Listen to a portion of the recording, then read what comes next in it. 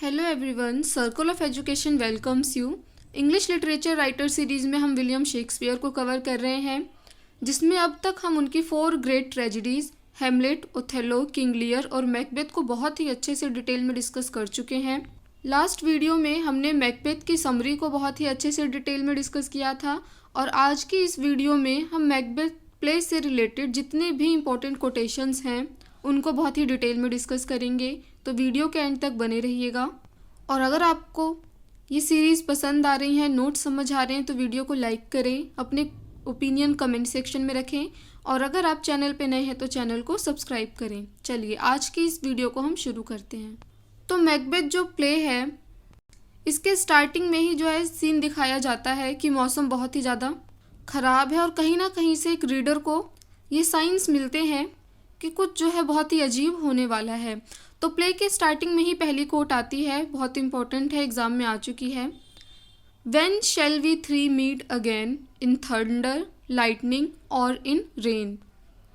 तो 3 विचेस होती हैं इस प्ले में। उसमें जो फर्स्ट विच होती है वो ये लाइन बोलती है कि हम तीनों कब मिलेंगे। तो हम तीनों जब मिलेंगे तो तूफ़ान का मौसम होगा, बिजली कड़क रही होगी, बारिश हो रही होगी। तो जब नेचर में हमें ये सब चीज़ें देखने को मिलेंगी तब हम तीनों दोबारा मिलेंगे। तो ये लाइन जो है अपने आप में सुपर नेचुरल एलिमेंट को दिखाती है इस प्ले में। नेक्स्ट कोट भी विच का ही है, ये भी इम्पॉर्टेंट है, इस पे क्वेश्चन बन चुका है। Fair is foul and foul is fair, कि जो सही है वो गलत है और जो गलत है वो सही है। Hover through the fog and fill the air, और एनवायरनमेंट में कुछ बहुत ही गंदा जो है वो हवा में उड़ रहा है, ये देखने को मिलता है कि जो हमें सही दिख रहा है वो गलत है और जो गलत है वो सही है और हवाओं में जो है वो गंदगी फैल गई है। फॉग, फिल द एयर, ये भी क्या है, एक फिगर ऑफ स्पीच है। क्वेश्चन जो है फिगर ऑफ स्पीच पे ही बना है और ये किसने बोला है, विचेस ने बोला है। फिगर ऑफ स्पीच को लेकर के आगे हम डिटेल में वीडियो अपलोड करेंगे।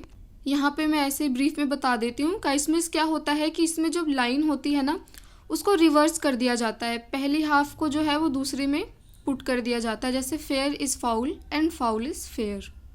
चलिए नेक्स्ट देख लेते हैं। If chance will have me king, why chance may have crown me without my stir. तो जब मैकबेथ को पता चलता है, जब विचेस उसको बताती हैं प्रोफेसी के थ्रू कि वो राजा बनने वाला है, तो ये मैकबेथ जो है वो खुद से बातें करता है। इसको असाइड बोलते हैं, फिगर ऑफ स्पीच है ये भी। ये एक्ट फर्स्ट के सीन 3 में देखने को मिलता है हमें। तो मैकबेथ खुद से ही बोलता है कि अगर मेरी किस्मत में राजा बनना लिखा है तो मुझे कुछ करने की ज़रूरत नहीं है, मैं बिना कुछ किए ही राजा बन जाऊंगा। नेक्स्ट है, इसी सीन से है। But it is strange and often times to win us to our harm, the instruments of darkness tell us truth, कि हमें जीतने के लिए ही हमें नुकसान भी मिलता है और डार्कनेस के थ्रू ही जो है हमें सच पता चलता है। Win us with honest trifles and betrays in deepest consequence। तो ये होता है जब विचेस प्रोफेसी कर रही होती हैं मैकबेथ और बैंको को चीज़ें बता रही होती हैं उनके फ्यूचर से रिलेटेड, तो बैंको जो है ये लाइन बोलता है। नेक्स्ट है, एक्ट 1 से ही है। मैकबेथ बोलता है, stars hide your fires, let not light see my black and deep desires. रात का समय है, मैकबेथ के मन में अब ये बात आ गई है कि उसको किंग डंकन का मर्डर करना है। तो वो बोलता है कि स्टार्स, तुम जो है ना अपना जो उजाला है, अपनी जो फायर है, जो रोशनी है, उनको छुपा लो ताकि कोई भी जो है मेरे अंदर की जो डीप ब्लैक डिज़ायर्स चल रही हैं, यानी उसका मन जो है अब मैला हो चुका है, तो वो अब किसी को नज़र ना आए। नेक्स्ट लाइन किंग डंकन की है, एक्ट 1 के ही सीन 4 से ली गई है। तो होता क्या है कि जो बैटल हो रहा होता है जिससे मैकबेथ और बैंको जीत करके आ रहे होते हैं, तो उसमें किंग डंकन का ही एक सोल्जर होता है, पोर्टर, जो कि थेन ऑफ काउडार की पोजीशन पे होता है और वो जो है इनको चीट करके दूसरे सामने वाले की आर्मी में शामिल हो जाता है। तो पोर्टर की डेथ के बाद पोर्टर की पोजीशन ही जो है वो मैकबेथ को मिलती है और वो थेन ऑफ काउडार बनते हैं। लेकिन पोर्टर की इस चीटिंग पे किंग डंकन बोलते हैं कि there is no art to find mind's construction in the face, कि ऐसा कोई आर्ट नहीं है जो कि बता दे कि इंसान के दिमाग में क्या चल रहा है उसका फेस देख करके। नेक्स्ट लाइन है एक्ट 1 के सीन 5 से, जहाँ पे लेडी मैकबेथ बोलती है मैकबेथ को, आई फियर दाई नेचर, कि मुझे तुम्हारे स्वभाव से डर लगता है। It is too full of the milk of human kindness, कि तुम जो है ना ह्यूमन काइंडनेस से भरे हुए हो, इसलिए मुझे तुम्हारे नेचर से डर लगता है। ऐसा वो इसलिए बोलती हैं क्योंकि लेडी मैकबेथ को डाउट रहता है कि मैकबेथ किंग बनने के लिए कुछ करेगा भी कि नहीं करेगा। नेक्स्ट है, बहुत इंपॉर्टेंट लाइन है, इसमें लेडी मैकबेथ की ही लाइन है एक्ट 1 के सीन 5 से, जिसमें ये सजेस्ट करती हैं मैकबेथ को to beguile the time look like the time, कि समय को धोखा देने के लिए खुद समय ही बन जाओ, समय की तरह ही एक्ट करो। Be your welcome in your I, your hand, your tongue, अपनी आँखों में, अपने हाथों में, अपनी ज़ुबान में, मतलब अपने गेस्चर ऐसे रखो कि आप लगे कि आप किसी का वेलकम कर रहे हो। But look like the innocent flower, कि एक इनोसेंट फ्लावर जो होता है ना, खूबसूरत होता है, बहुत इनोसेंट होता है, उसकी तरह दिखो। But be the serpent under it, लेकिन उसके अंदर जो सांप छुपा रहता है उस सांप की तरह रहो। यहाँ पे बेसिकली लेडी मैकबेथ बोल रही है कि हमारे इरादे हैं किंग डंकन को मारने के, लेकिन ये जो है हमारे हाव भाव से पता नहीं चलना चाहिए किसी को, हमें इनोसेंट दिखना है, हमारा जो गेस्चर है वो वेलकम वाला रहना चाहिए, लेकिन हमें इसके अंदर एज अ सर्पेंट काम करना है। नेक्स्ट लाइन है मैकबेथ की, वो बोलता है bloody instructions which being taught return to plague the inventor, कि जो भी गलत हम सिखा रहे होते हैं या कोई जो हमें गलत सिखाता है ना, वो गलत चीज़ें वापस मुड़ करके आती हैं उसी इन्वेंटर के पास, जिसने जो गलत सिखाया है उसके साथ वो गलत होगा। जैसे हमारे में कहावत है कि खड्डा खोदने वाला खुद उसी में गिर जाता है, यहाँ पे मैकबेथ जो है यही बोलने की कोशिश कर रहे हैं जब डंकन को मारने की ये प्लानिंग करते हैं। This even handed justice commends the ingredients of our poisoned chalice to our own lips, कि हमारे खुद के ही मुंह पे जहर लगाने वाला काम होगा ये। नेक्स्ट लाइन भी मैकबेथ की ही है, away and mock the time with fairest show, false face must hide what the false heart doth know. यहाँ पे भी मैकबेथ यही बोलने की कोशिश करते हैं कि जो हमारे दिल में है, जो हमारे इस गलत इरादे हैं जो हमारे इस दिल में, वो छुपे रहने चाहिए, हमारे फेस पे वो जाहिर नहीं होना चाहिए, अगर इजी लैंग्वेज में समझाएं तो। नेक्स्ट है, जब मैकबेथ जो है वो थोड़ा सा डरा हुआ होता है, कंफ्यूज होता है कि उसको किंग को मारना है कि नहीं, तो वो लेडी मैकबेथ से बोलता है इफ़ वी शुड फेल, तो लेडी मैकबेथ बहुत गुस्सा हो जाती है और फिर बोलती है we fail but screw your courage to the sticking place and we will not fail. Important है ये लाइन, लास्ट की 2। वो बोलती है कि तुम हिम्मत बनाए रखो और जो प्लान है उस पर अड़े रहो और हम फेल नहीं होंगे। इस लाइन को हम पॉजिटिव में भी ले सकते हैं अपनी डेली लाइफ में, कि हम जो चाहते हैं अगर उस पर हम अड़े रहें तो हम फेल नहीं होंगे। नेक्स्ट लाइन मैकबेथ की है, I dare do all the become man who dares do more is none. तो लेडी मैकबेथ जब मैकबेथ को खरी खोटी सुना रही होती है, उसकी मैस्कुलिनिटी पे क्वेश्चन उठाती है कि तुम तो कुछ नहीं कर सकते, तो मैकबेथ बोलता है कि मैं वो सब कुछ करने को तैयार हूँ जो एक आदमी को, एक मर्द को करना चाहिए, और उससे ज़्यादा अगर कोई करता है तो वो आदमी नहीं है। नेक्स्ट लाइन किंग डंकन की है, वो बोलता है the love that follows us sometimes is our trouble, कि जो प्यार हमारे साथ रहता है, जो लोग हमारे साथ रहते हैं, कई बार वही हमारी ट्रबल का कारण बन जाते हैं। नेक्स्ट लाइन है मैकबेथ की ही है, वो बोलता है king Duncan so our duties are to your throne and state children and servants, की जो हमारी ड्यूटी है वो आपकी थ्रोन के लिए है, इस स्टेट के लिए है, चिल्ड्रन के लिए है और सर्वेंट्स के लिए है।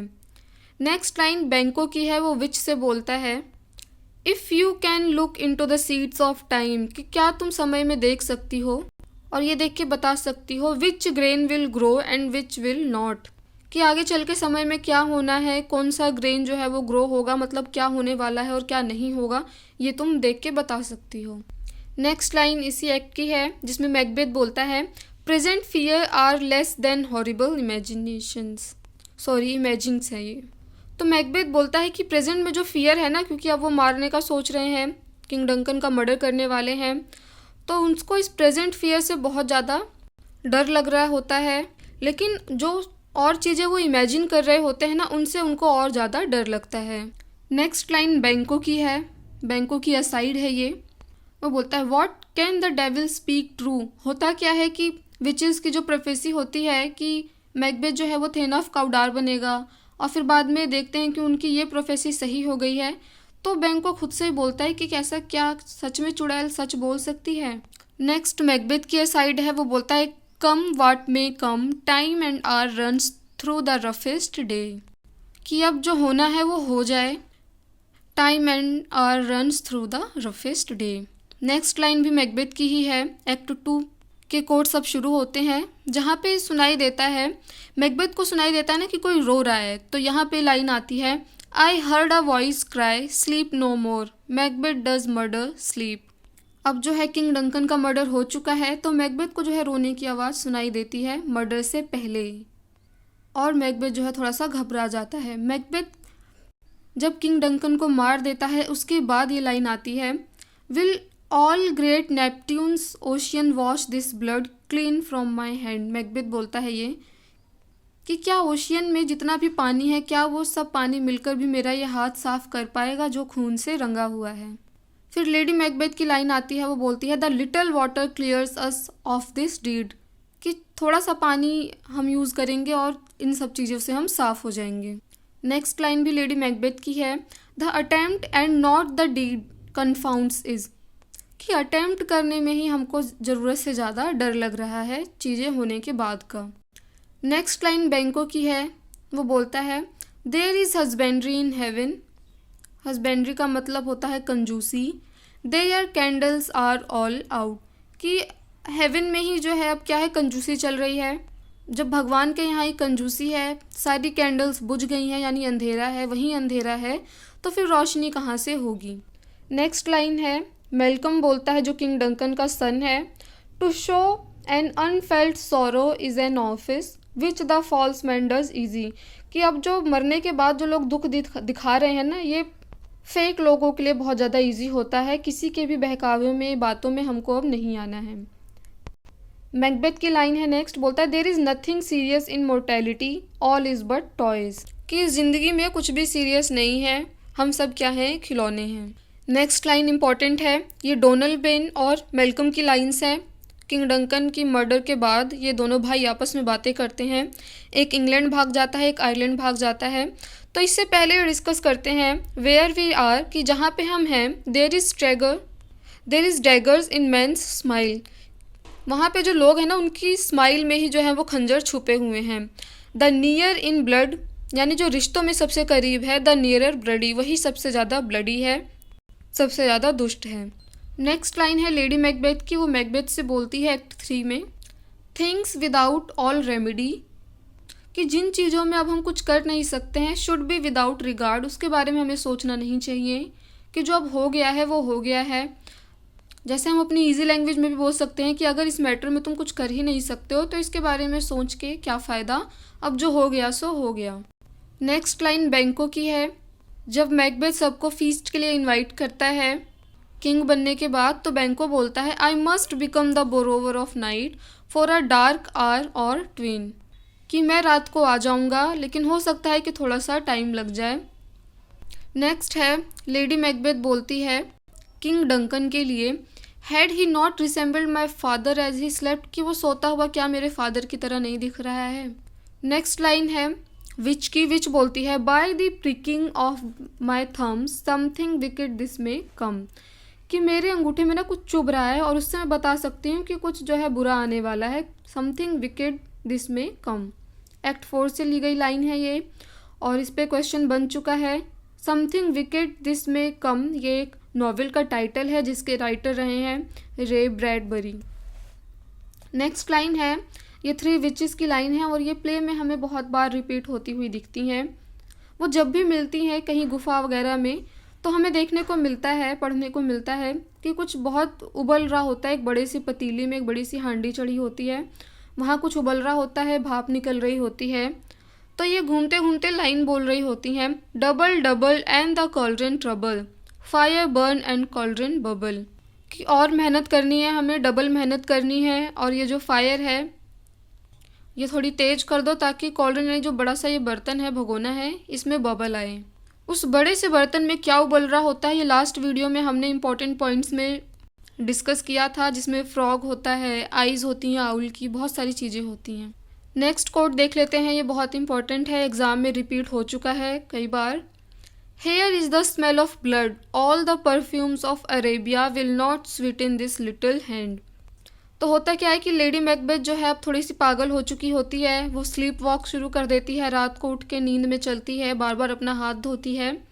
तो बोलती है कि मेरे हाथों में है द स्मेल ऑफ ब्लड की स्मेल आ रही है। और अरेबिया में अब जितना भी परफ्यूम है ना, वो सारे परफ्यूम मिल कर के भी इस हाथ से वो स्मेल नहीं हटा सकते हैं। तो वो इमेजिन करती रहती है कि उसके हाथों में ना अब हमेशा ब्लड ही लगा हुआ है किंग डंकन का। तो फिगर ऑफ स्पीच की बात करें अगर, क्योंकि फिगर ऑफ स्पीच क्या है, एग्जाम में ना लिटरेचर से रिलेटेड ही ज़्यादातर आ जाता है। तो ये जो है एग्जाम्पल है हाइपरबोली का। हाइपरबोली मतलब क्या होता है, अतिशयोक्ति अलंकार, जहाँ पे थोड़ी सी चीज़ को भी बहुत ज़्यादा बढ़ा चढ़ा के दिखाया जाता है। फिगर ऑफ स्पीच हम आगे वाले वीडियोज़ में बहुत अच्छे से डिटेल में डिस्कस करेंगे, लिटरेचर से रिलेटेड सारे एग्जाम्पल्स के साथ। नेक्स्ट है लेडी मैकबेथ की ही लाइन है और उसकी लास्ट लाइन है, ये एक्ट 5 में बोलती है, what's done can not be done, to bed to bed to bed, कि अब जो हो चुका है ना अब उसको हम नहीं बदल सकते हैं, उसको वापस से हम ठीक नहीं कर सकते हैं, सो जाते हैं, चलो to bed to bed to bed. Next Macbeth की लाइन है, जब उसको पता चलता है कि उसकी वाइफ लेडी मैकबेथ की डेथ हो गई है, तो बोलता है, out out brief candle, life is but a walking shadow, a poor player. ये भी रिपीट हो चुका है एग्ज़ाम में। तो बोलता है कि लाइफ क्या है, सिर्फ एक वॉकिंग शेडो है, पुअर प्लेयर बोलता है उसको। और लाइफ को जो है यहाँ पे एक कैंडल की तरह भी बोला है, कि जैसे कैंडल होता है ना, जो बुझने वाला होता है तो तेज़ी से एक बारी जलता है, तो हमारी लाइफ भी क्या है, बिल्कुल ऐसी ही है। नेक्स्ट इम्पॉर्टेंट लाइन देख लेते हैं, ये भी एग्ज़ाम में रिपीट हो चुका है, मैकबेथ की ही लाइन है ये। और मैकबेथ बोलता है, life is a tale told by an idiot, full of sound and fury signify nothing, कि ज़िंदगी क्या है, एक टेल है, एक कहानी है जिसको सुनाने वाला एक इडियट है, पागल है, और ये एक शोर शराबे से, गुस्से से भरी हुई है और ये कुछ भी सिग्निफाई नहीं करती है। तो बात करें अगर इसकी लाइंस की, तो ये मैकबेथ ने बोला है और इसमें भी जो है हमें एक फिगर ऑफ स्पीच देखने को मिलता है। पहली ही लाइन में लाइफ इज़ अ टेल, कि ज़िंदगी को क्या है, कहानी बता दिया गया है, तो ये मेटाफर है। अगर यहाँ पे होता life is like a tale, तो ये हमारा सिमिली हो जाता। इसको हम आगे करेंगे डिटेल में। इसमें एक इम्पॉर्टेंट चीज़ ये भी है कि साउंड एंड फरी जो है क्या है, टाइटल है एक नॉवेल का, विलियम फॉकनर ने लिखा है, ये हम कर चुके हैं ऑलरेडी, बट एग्ज़ाम में क्वेश्चन बन चुका है, इसलिए इसको यहाँ पे अलग से बताया है। तो आज की इस वीडियो में हम मैकबेथ से सारी इंपॉर्टेंट कोटेशंस को बहुत ही डिटेल में डिस्कस कर चुके हैं और इसी के साथ हमारी 4 great tragedies Macbeth, Othello, Hamlet, King Lear, चारों ही हम कर चुके हैं। आपको वीडियोस कैसी लग रही हैं, नोट समझ आ रहे हैं तो वीडियो को लाइक करें, अपनी ओपिनियन कमेंट सेक्शन में रखें और अगर आप चैनल पर नए हैं तो चैनल को सब्सक्राइब करें। Thanks for watching this video.